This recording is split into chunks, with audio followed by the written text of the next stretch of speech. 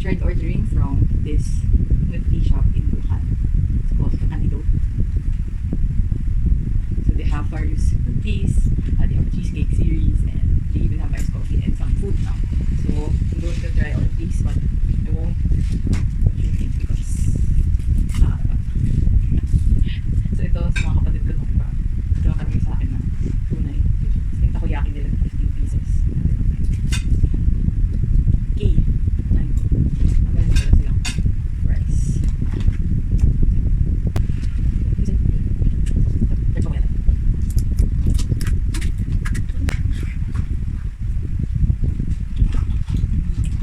So matamis yung iced coffee nila. Ang sarap. Okay. First, try natin yung, so ito, promo to ngayon. 100 yata. Or dalawang. So ito ay dark chocolate cheesecake. So ito Oreo cheesecake.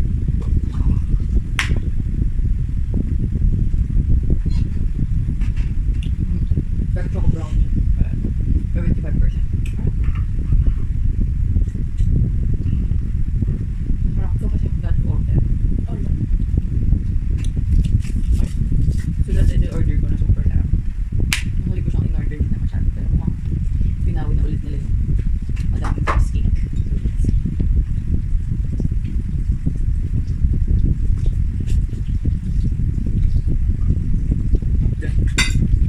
Yung talaga cheesecake ko nila.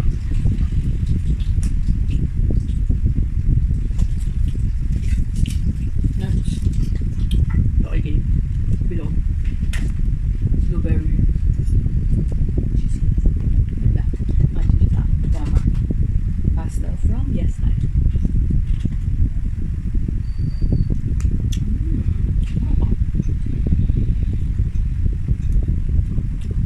May buo-buong blueberry. Naman guys. Ginis. Nahalo mo ba yung cream? Hindi. Ay, matcha frap. Ito pala, 25% to. Tapos na. Buti 25 lang yan yung kilo.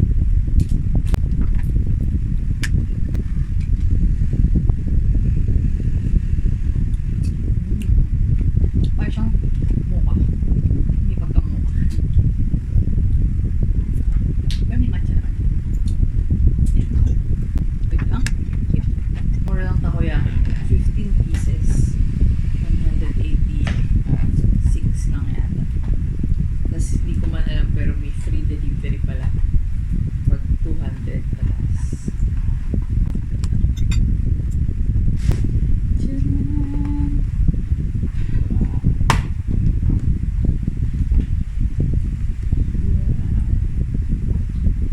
So, bakit pinili ko? Parang nila ang ko. Tapos sa kalit pinili. Pakili ako sa kasi yung flavor ko sa flavor. Okay. Oh, yan yan.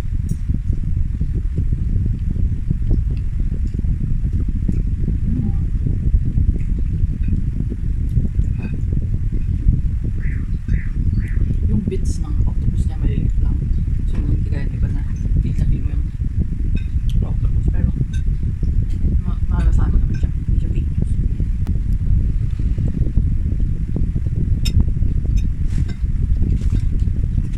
Yung price nila. Hindi ko ay start with. Hindi ko lang. Okay. Very nice.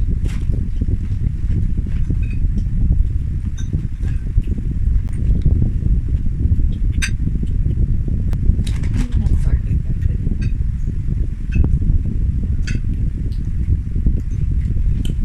Overall, sarap lang siya. Pero, the best for me itong si dark chocolate brownie. Ito na order ko.